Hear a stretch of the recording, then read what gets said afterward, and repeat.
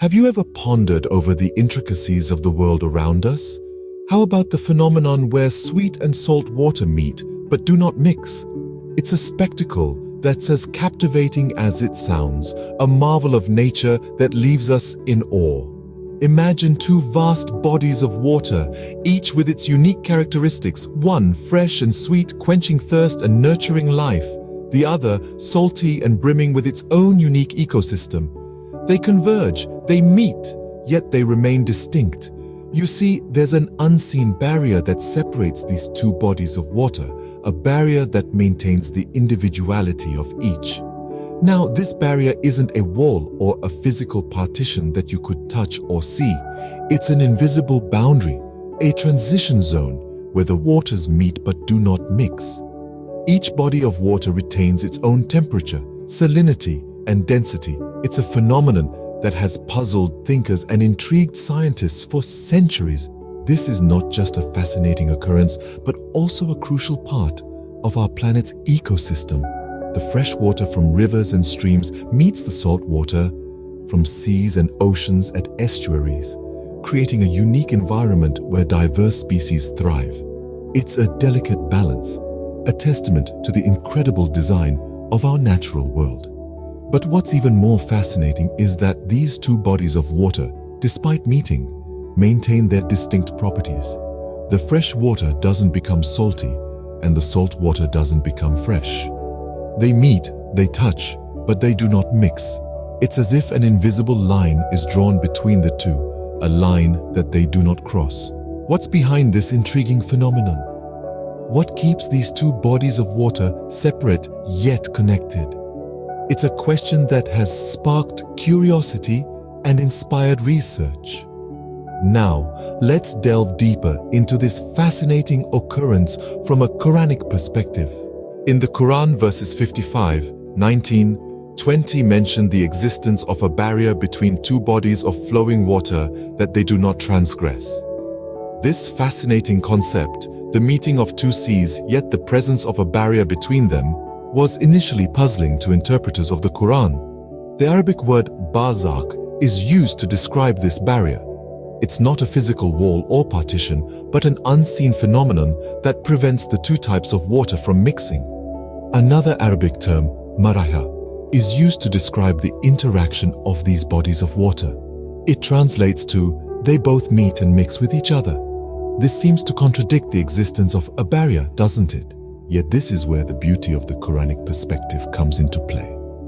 The two bodies of water do meet, but they maintain their individual characteristics such as temperature, salinity, and density. This is due to the barrier or Barzakh that exists between them. So, while the waters meet and interact, they do not lose their distinct properties. Now, let's dive a bit deeper. The barrier or Barzakh isn't just a separator. It also serves as a transitional homogenizing area for the two waters. When water from one sea enters the other, it passes through this barrier. During this journey, it loses its unique characteristics and becomes homogenized with the other water. Essentially, this barrier is a transformative zone, subtly merging the two seas while still keeping them distinct. There's a beautiful metaphor here about the unity and diversity of life. Just like these bodies of water, we can meet and interact with others, yet maintain our unique identities, thanks to the barriers or barzakhs that exist within us. So this barrier, as per the Quran, serves as a transitional homogenizing area for the two types of water. It's a fascinating concept, isn't it? The Quran's perspective on the natural world often intertwines with modern scientific findings, offering a profound understanding of the wonders around us. Interestingly, this Quranic description finds resonance in modern scientific discoveries. It's truly fascinating to see how the ancient text aligns with the cutting-edge research of today's world. Let's delve into this a bit more. Oceanographers, the scientists who study the ocean, have made some intriguing observations about the meeting points of different bodies of water. They've found that where two seas meet, there's an unseen barrier, a kind of partition that separates them. This barrier ensures that each sea maintains its unique temperature, salinity, and density. It's like an invisible boundary line that says, hey, you stay on your side and I'll stay on mine. Now, this doesn't mean the two seas are completely isolated from each other. Water from one sea can cross this barrier and mix into the other. However, when it does so, it loses its distinctive characteristics. It's as if the crossing seawater says, all right, when in Rome, do as the Romans do.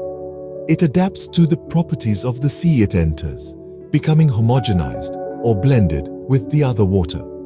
The barrier, in this way, acts as a transition zone, a kind of melting pot for the two different types of water.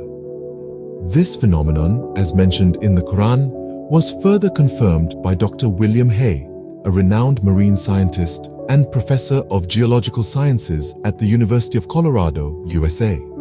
His research lends weight to the Quranic description, adding a layer of scientific credibility to the ancient text. But what about the divider between fresh and salt water, as described in the Quran? Well, modern science has found that in estuaries, where fresh and salt water meet, the situation is slightly different. There's a zone of separation known as the cyclocline zone, where the density of water changes drastically. This zone has a different salinity level from both the fresh and salt water, acting as a forbidding partition between them. Thus, science and the Quran converge on this intriguing natural occurrence. It's a testament to the timeless wisdom of the Quran and the relentless curiosity of science, each complementing the other in their search for truth. The Quran further elucidates this phenomenon when it speaks about the divider between fresh and salt water. In Surah Furqan, verse 53, the Quran introduces an intriguing concept, a forbidding partition between sweet and salt water. It reads, "It is He who has let free the two bodies of flowing water, one palatable and sweet, and the other salt and bitter. Yet has He made a barrier between them, a partition that is forbidden to be passed." This verse alludes to a unique natural phenomenon that occurs in estuaries, where fresh and salt water meet. Modern science refers to this as the pycnocline zone. So, what exactly is this pycnocline zone? Well, it's a region marked by a stark density discontinuity that separates the two water layers. It's like an invisible boundary that keeps the fresh and salty waters distinct. This partition, this forbidding partition mentioned in the Quran, has a salinity that is different from both the fresh water and the salt water. This means that even though the two types of water are in close proximity, they maintain their individual characteristics due to this partition. The sweet water remains palatable, and the salt water retains its saltiness. In essence, the forbidding partition acts as a protective barrier, maintaining the balance and harmony in our natural world. It ensures that each body of water can thrive in its own unique environment, undisturbed by the other. This phenomenon can be observed in several places around the globe, including Egypt, where the mighty river Nile flows into the Mediterranean Sea. Here, the fresh water of the river and the salty Mediterranean waters meet, but do not mix, thanks to the forbidding partition. This intriguing aspect of nature, highlighted in the Quran over a millennium ago, is yet another testament to its profound understanding of the world around us. It's a reminder that the Quran does not merely provide spiritual guidance but also offers deep insights into the workings of the natural world. This further emphasizes the Quran's detailed awareness of natural phenomena. In our exploration today, we've unraveled a fascinating natural phenomenon. We've taken an enlightening journey through the world of oceanology, touching upon the intriguing wonders of nature and the profound wisdom nestled within the verses of the Quran. Let's take a moment to recap our voyage. We began with the Quranic verses that beautifully describe the existence of a barrier between two bodies of flowing water. The verses tell us that these bodies of water meet, yet they do not transgress their boundaries. This seemingly paradoxical situation, as described in the Quran, had been a conundrum for early commentators. However, with the advancement of modern science and the field of oceanography, we've come to understand this better. Scientists have discovered that where two different seas meet, there exists an unseen barrier. This barrier ensures that each sea maintains its unique characteristics of temperature, salinity, and density. This barrier is not a rigid physical partition. It's more of a transitional homogenizing area where water from one sea passes into the other, gradually losing its distinctive traits and becoming part of the other sea. This scientific explanation beautifully aligns with the Quranic verses, validating the wisdom embedded within them. Moreover, when the Quran speaks of the divider between fresh and salt water, it mentions a forbidding partition. Modern science has found that in estuaries where fresh and salt water meet, there is a distinct zone of separation. This zone has a unique density and salinity, different from both the fresh and salt water, forming a forbidden partition, as mentioned in the Quran.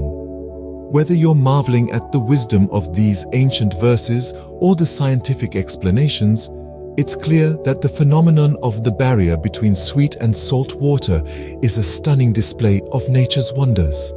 It's a testament to the intricate balance and harmony that governs our natural world. Whether you're looking at it from a religious or scientific perspective, the barrier between sweet and salt water truly is a marvel of nature.